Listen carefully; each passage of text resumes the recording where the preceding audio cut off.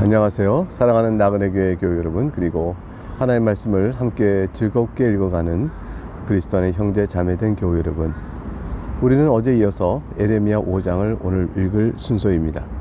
예레미야 5장은 31절까지 되어 있는데, 하나님께서 심판을 받고 있는 이스라엘 백성, 그 가운데 이제 북왕국 이스라엘은 이미 멸망했고 남유다 왕국의 백성들과 이제 대화의 형식으로 하나님께서 왜 저들을 심판하지 않을 수가 없었는지 그것을 나타내 보이십니다. 결국은 이제 그러한 말씀을 듣고 예레미야 선지자가 과연 주께서 그러실 수밖에 없겠습니다 하는 사실을 인정하는 대목도 나오는 그러한 내용입니다. 그래서 예레미야 5장을 읽는 것은 우리에게 우리의 죄악성이 얼마나 크고 하나님께서는 왜 우리를 그렇게 심판할 수밖에 없었는지에 대한 그 하나님의 그 아프심, 또 하나님이 그러나 그 가운데서도 긍휼을 베풀어 가시는 하나님의 사랑에 놓지 않으시는 끈, 그런 것들을 우리가 살펴보게 되는 감동적인 내용이라 할 것입니다. 1절부터 2절은 하나님께서 심판의 불가피성을 이렇게 설명하고 계세요. 1절, 너희는 예루살렘 거리로 빨리 다니며 그 넓은 거리에서 찾아보고 알라. 서둘러서 알아보라고 하셨어요. 너희가 만일 정의를 행하며 진리를 구하는 자를 한 사람이라도 찾으면 내가 이 성읍을 용서하리라. 빨리 돌아다니며 빨리 알아봐라. 얼마나 알아봐라. 한 사람이라도 정의를 행하며 진리를 구하는 자가 있느냐, 그럼 내가 용서하겠다. 하나님께서 일찍이 소돔과 고모라를 멸망하시겠다 했을 때 아브라함이 롯의 가족이 그곳에 있음을 생각하고 하나님께 기도하죠. 간구합니다. 50이 있어도 그러시겠습니까? 45인이 있어도 그러겠습니까? 40이 있어도 그러겠습니까? 5명씩 주려고 해봤지만 소용이 없다는 안 아브라함은 이제 10명을 줄입니다. 30 있어도 그러시겠습니까? 또 10명을 줄입니다. 20 있어도 그러겠습니까? 또 10명을 줄입니다. 10명 있어도 그러겠습니까? 하나님께서 10명이라도 있어도 내가 벌을 하지 않겠다 하는 말씀 앞에 더 이상 말을 못하고 아브라함은 체념을 합니다. 롯의 가족을 빼고 나면 10명의 숫자는 의미가 없는 숫자가 되고 말거든요. 하나님께서 심판하실 때는 공의의 심판입니다. 그러니까 하나님의 심판하실 만한 그 이유가 분명히 있는 거죠. 심판을 억울하게 당한 사람이 일정 수가 있다면 하나님께서는 그 아마 다른 방법을 취하실 수 있어요. 자, 하나님께서 말씀하셨습니다. 이 남유다를 철저히 심판하겠다. 한 명에도 찾아봐라. 2절, 또 그들이 여호와께서 살아계심을 두고 맹세할지라도 실상은 거짓 맹세니라. 하나님 심판을 저들이 받을 수밖에 없는 불가피성. 첫째, 정의와 공의를 따라 행하는 자가 없다. 둘째, 맹세를 하더라도 거짓 맹세뿐이다. 이 두 가지 이유를 들어 하나님께서는 저들을 심판하지 않을 수밖에 없는, 심판하지 않을 수 없는 그 불가피성 이유를 설명하셨습니다. 예레미야가 이 말을 듣고 어떻게 생각할까요? 하나님 아닙니다. 그렇지, 하나님 잘못 보셨습니다. 저기도 있고 저기도 있고 저기도 있고요. 이렇게 얘기를 하지 않고 결국은 예레미야가 하나님이 옳습니다 하고 인정을 하게 됩니다. 3절부터 6절을 볼까요? 여호와여, 주의 눈이 진리를 찾지 아니하시나이까. 그러니까 하나님의 눈은 진리를 정확히 본다는 거죠. 주께서 그들을 치셨을지라도 그들이 아픈 줄 알지 못하는 그런 자들 하나님이 보셨습니다 라는 것이죠. 그들 멸하셨을지라도 그들 징계를 받지 않았습니다. 하나님 멸하시는데도 그걸 징계로 받지 않았어요. 치셨는데 하나님 우리 죄 때문에 아픈 줄을 몰랐어요. 그들이 얼굴을 바위보다 굳게 하여 돌아오길 싫어하므로. 그러니까 하나님의 징계가 아무 소용이 없는 백성이었음을 하나님은 진리를 찾으시니까 다 알고 계십니다. 4절, 내가 말하길 이 무리는 비천하고 어리석은 뿐이라 여호와 길 자기 하나의 법을 알지 못하니. 5절, 내가 지도자들에게 가서 그들에게 말하리라. 그들은 여호와 길 자기 하나님의 법을 안다 하였더니 그들도 일제히 멍에를 꺾고 결박을 끊은지라. 예레미야가 너무 기가 막힌 거예요. 그래서 이제 전했어요. 여호와의 길로 가라, 하나님의 법으로 가라 했더니 그들이 우리도 안다 라고 하면서 일제히 멍에를 꺾고 결박을 끊었다. 미쳤다는 얘기예요. 이거는 이제 말하자면 황소가 주인이 황소를 제어하려고 결박을 딱 묶고 그 다음에 멍에를 쑤지 않습니까? 근데 황소가 막 들치면서 그 멍에를 끊어버리고 결박도 막 끊어버리고 자기가 막 미친 다니면 그게 자유로운 것인가요? 유다의 불순종과 배반이 하나님 앞에 그랬다는 거죠. 여호와의 길이요 하나의 법을 멍에로 알고 그 멍에 끊어버리고 그 결박의 끈으로 알고 그 결박을 끊어버린 것입니다. 6절. 결국 어떻게 될까요? 그러므로 숲에서 나오는 사자가 옳다고 나고 황소를 확 잡아먹듯이 저들이 잡아먹힌 거죠. 사자가 그들 죽이며 사막의 이리가 그들을 멸하며 6절 표범이 성읍들을 엿본즉 그리로 나오는 자마다 찢기 이르니 이는 그들의 허물이 많고 반역이 심함이니라. 예레미야가 다 동의합니다. 하나님 과연 그렇습니다. 저들은 여호와의 길이요 하나님의 법을 그렇게 멍에로 알고 끊어버린 자들입니다. 저들은 징계를 받아도 소용이 없었습니다. 그들은 하나님 치셨으면 아픈 줄 알고 아이고 하나님 잘못했으면 이래야 될 텐데 그것도 없는 자들이었고 바위를 보다 얼굴을 더 굳게 하여 완악한 마음이 그러하니 저들이 허물이 많고 반역이 심합니다. 예레미야가 이렇게 응답을 했죠. 그러니 예레미야도 인정할 수밖에 없는 하나님의 심판이 얼마나 불가피한가를 7절부터 9절에 하나님께서 다시 말씀하십니다. 내가 어찌 너를 용서하겠느냐 하셨어요. 용서받을 수가 없다는 거죠. 왜 그런가 했더니 너의 자녀가 나를 버리고 신이 아닌 것들 우상들로 맹세하며 내가 그들을 불러서 배불리 먹인즉 그들이 하나님의 은혜로 배불리 먹고 살았음에 불구하고 하는 일은 간음하며 창기집을 다녔다. 이게 도덕적 윤리적 타락뿐 아니라 영적인 배신입니다. 하나님 주신 모든 복을 전부 하나님을 향하여 하나님의 법도를 지키지 않은 악으로 갚아버린 겁니다. 8절에 이들의 죄악상을 8절에 적나라하게 설명하기를 그들은 두루 다니는 살찐 수말과 같이 각기 자기 이웃의 아내를 따르며 소리 지른도다. 이게 수말의 정력이 큰 걸 상징하죠. 이 말이 힘이 솟고 막 그러면서 힝 하면서 이 말들이 자기 정욕과 음욕을 만족시키려고 하나님이 명하신 각기 이웃의 아내를 탐하지 말라 했는데 이웃의 아내를 탐하여 따르며 소리 지르고 죄악을 대놓고 저지른다. 9절 여호와의 말씀이니라 내가 어찌 이 일들에 대하여 벌하지 아니하겠느냐. 하나님이 말씀하십니다. 이걸 벌하지 내가 아니하겠느냐 물어보는 거죠. 여러분 생각은 어떠세요? 내 마음이 이런 나라에 보복하지 아니하겠느냐. 그러니 보복하지 않을 수가 없고 일에 대하여 저들을 벌하지 않을 수가 없으니 저들은 나의 심판을 피할 수가 없는 것이다. 이제 10절부터 13절에 가게 되면 그래서 하나님 심판을 선언하십니다. 그 심판을 선언하실 때 그때 심판의 사유도 또한 다시 한번 알려주십니다. 10절 볼까요? 너희는 그 성벽에 올라가 무너뜨리되 다 무너뜨리지 말고 그 가지만 꺾어버리라. 여호와의 것이 아님이니라. 여기서 성벽이란 것은 11절과 이어지는 말씀을 보게 되면 알 수 있듯이 11 여호와의 말씀이니라. 이스라엘 집과 유다의 집이 내게 심히 반역하였느니라. 이 말씀의 이 내용 속에서 이제 11절은 심판의 사유죠. 저들이 이스라엘 집과 유다 집이 내게 심히 반역을 하였으니 내가 심판을 내린다고 사유를 설명하시고 심판의 내용은 성벽에 올라가라. 이 성벽이라는 것은 이렇게 큰 성벽이 아니고요. 포도원을 둘러싼 포도원을 지키려고 짐승한테 또 포도원을 지키려고 둘러싼 울타리나 또는 보호벽 같은 거예요. 근데 그런 것들이 이제 무너뜨리다.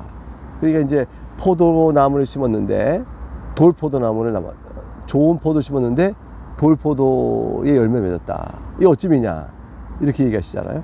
그러니까 이제 하나님께서 좋은 포도를 심어놨는데 그걸 또 보호하려고 울타리를 쌓았는데 그 울타리를 다 무너뜨리라고 그러셨어요. 왜냐하면 그 짐승들이 와서 해칠 거 아니겠습니까? 이게 심판이죠. 예루살렘을 보호했던 성벽을 무너뜨리면 이방 민족들이 와서 예루살렘을 침범하지 않겠어요. 그로 인한 큰 어려움이 당하겠죠. 그 하나의 심판입니다. 그걸 빗대어 말씀하시는 것이죠. 그런데 다 무너뜨리지 말라고 하셨네요. 그것은 하나님이 최선의 얼마나 남겨두겠다라는 보호의 손길입니다. 남유다를 심판하신다 하더라도 다 무너뜨리지 마라 하면 그 중에 일부라도 구원하시겠다는 거죠.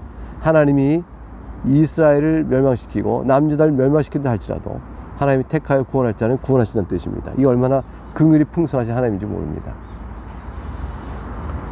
12절에 그들이 여호와를 인정하지 아니하며 말하기를 여호와께서는 계시지 아니하니 재앙이 우리에게 임하지 아니할 것이요 우리가 칼과 기근을 보지 않을 것이요 선지자들은 바람이라 말씀이 그들의 속에 있지 아니한즉 그같이 그들이 당하리라 하느니라.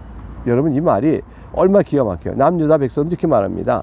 엉뚱한 신학에 속고 있었어요. 잘못된 신학에 속고 있었어요. 저들이 남유다 백성이 그들에게 말씀을 가르치고 선지자로 자처하며 하나님의 말씀이 뜻이거다 가르치는 그런 자들 있잖아요. 이게 신학이 잘못됐어요.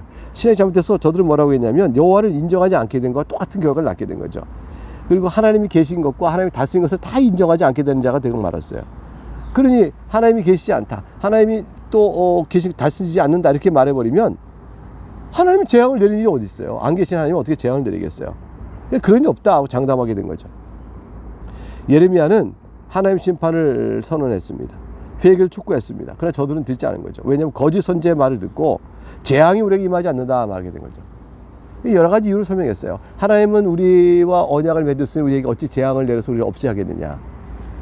또는 마치 하나님은 재앙이 내지 않는 말을 더 깊은 불신앙을 하게 되면 하나님은 계시냐? 그래 재앙이 내리지. 하나님은 그런 능력이 없는데 재앙이 내리지. 그러니까 하나님에 대한 이해를 바꿔버린 거죠. 그리고 재앙이 없다고까지 큰 소리 쳐버린 겁니다. 13절 선지자들은 바람이라. 이 거짓 선지자를 가리켜요. 거짓 선지자는 바람 같은 존재라. 즉 그들은 뭐냐면 하나의 영을 받았다라고 말하지만 실제는 스쳐가는 바람일 뿐 그들의 모든 예언적 사역 속에는 하나의 말씀이 참으로 있지 않다. 그러니 재앙과 칼과 기근을 거짓 선지자를 따랐던 자들에게 내려오게 될 것이라 말씀하십니다. 이게 거짓 선지자는 그렇게 했거든요. 하나님께서 우리에게 결코 재앙을 내리지 않는다 이렇게 말을 했어요. 그 말 믿고 그렇지 재앙을 내리면 하나님이 아니시지 이렇게 했던 자들, 그런 자들에게 하나님께서 거짓 선지자의 말을 가리켜서 저들은 바람이라 그랬어요. 하나님의 말씀이 그것이 없는 거짓된 스쳐가는 그런 것에 불과하니 그 말을 믿고 하나님 어째 우리를 심판하십니까? 라고 말하면 안 된다는 것이죠. 그러니까 하나님의 말씀을 바르게 알고 또 자기 처지가 하나님의 말씀에 비추어 어떤지를 바르게 안다는 것이 그렇게 중요하다 할 것입니다. 14절부터 18절까지 말씀에는 하나님께서 내리실 심판의 무서움, 그러나 여전히 아까 말씀드린 것처럼 조금은 남겨두는 그런 긍휼이 같이 나오는 내용입니다.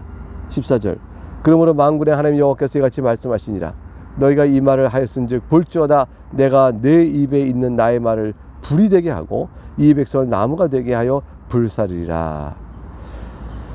너희가 이 말을 하였은즉 즉 다시 말하면 하나님의 심판이 없다, 하나님의 재앙이 없다, 아니 하나님 계시지도 않아, 심판 내린다면 그건 하나님이 안 계신 거야, 이 등등의 말을 했던 모든 잘못된 신학과 왜곡된 신앙, 그 거짓 때문에 너희가 볼지어다 심판을 받을 것이라 그러셔서 나의 말이 불이 되어 너를 태워버릴 것이고요. 15절 여호와의 말씀이니라 이스라엘 집이여 보라 내가 한 나라를 먼 곳에서 너에게로 오게 하리니 곧 강하고 오랜 민족이라 그 나라 말을 네가 알지 못하며 그 말을 네가 깨닫지 못하느니라. 이게 어디서 오는 이제 이스라엘 남유다의 심판을 선언한 걸까요? 역사적으로 보면 남유다를 침공했던 바벨론이죠. 바벨론의 세력에 대해서 하나님 말씀하시는 겁니다. 먼 곳에서 바벨론이 굉장히 멀리 있거든요. 거기서부터 너희를 오게 하여 너희를 심판하게 될 것이라. 16절 그 화살통을 막 쏠 것인데 열린 무덤이요 그 사람들 다 용사라 그들이 너희 자녀들이 먹을 추수 곡물과 양식을 먹어버리고 그럼 이스라엘 백성 어떻게 되겠어요? 굶주리는 거죠. 네 양떼와 소떼를 먹으며 저들 무엇에 소망을 두고 살아가겠어요? 소떼 양떼 다 빼앗기고 네 포도나무와 무화과나무 열매를 먹으며 네가 믿는 경관 성도들 다 칼로 파멸시킬 것이라. 여호와의 말씀이니라 그때도 내가 너희를 진멸하지는 아니하리라. 이 말씀 한마디를 왜 주셨을까요? 그 가운데 남아있는 백성들에게 너무 절망 속에 있지 않도록 남은 자들 구원하시는 뜻을 나타내 보이고 있는 것이라 볼 수 있죠. 19절에는 그래서 이제 이 이스라엘 백성 아수르에 의해서 멸망되고 북왕국 남쪽 유다는 이제 바벨론에서 포로로 끌려가는데 왜 이들을 멸망케 하면서 그 가나안 땅에 그들을 남게 하고 회개케 하여 다시 재건토록 안 하고 이방 땅으로 끌어갈까요? 바벨론에 끌고 갔을까요? 그것은 19절에 설명이 되어 있는 거죠. 그들이 많이 이르기를 우리 하나님 여호와께서 어찌하여 이 모든 일을 우리에게 행하셨느냐 하거든 너는 그들에게 이르기를 너희가 여호와를 버리고 너희 땅에서 이방 신들을 섬겼은즉 이와 같이 너희 것이 아닌 땅에서 이방인들을 섬기리라 하라. 이 말씀으로 이방 땅 쫓겨난 심판의 이유를 설명했습니다. 이방의 나라를 사모하고 흠모하니 그들이 뭡니까? 이방 땅으로 쫓겨나서 그곳에서 이방을 섬기도록 하는 심판의 벌을 내리신 거죠. 20절 말씀 보겠습니다. 너는 이를 야곱의 집에 선포하며 유대에 공포하여 이르기를. 자, 무엇을 선포하고 공포할까요? 이제 21절 22절 내용을 보게 되면 이 내용이 나옵니다. 어리석고 지각이 없으며 눈이 있어도 보지 못하며 귀가 있어도 듣지 못한 백성이 이를 들을지어다. 이걸 선포하는 거죠. 자, 선포의 내용이 있습니다. 너는 어리석고 지각이 없는 백성이로다. 이것도 선포의 내용이에요. 눈이 없고 보지 못하면 귀가 있어 듣지 못하는 백성이로다. 우리는 앞에서 본 말씀 가운데 이 내 백성이 지각이 있다면 저들의 지각은 악한 일에만 지각이 있을 뿐이요, 선한 일은 지각도 없다. 이런 말씀이 나왔었어요. 선한 일은 더디고 미련하고 움직이지 못하지만 악한 일은 왜 이렇게 민첩한지. 22절 여호와의 말씀이니라. 너희가 나를 두려워하지 아니하느냐, 내 앞에서 떨지 아니하겠느냐. 하나님께서 계시다는 사실을 아는 것만으로도 마귀도 두려워 떨었다고 되어 있습니다. 근데 너희가 나를 두려워하지 않는 것을 도대체 어떻게 봐야 될까요? 마귀보다도 악하다는 것이죠.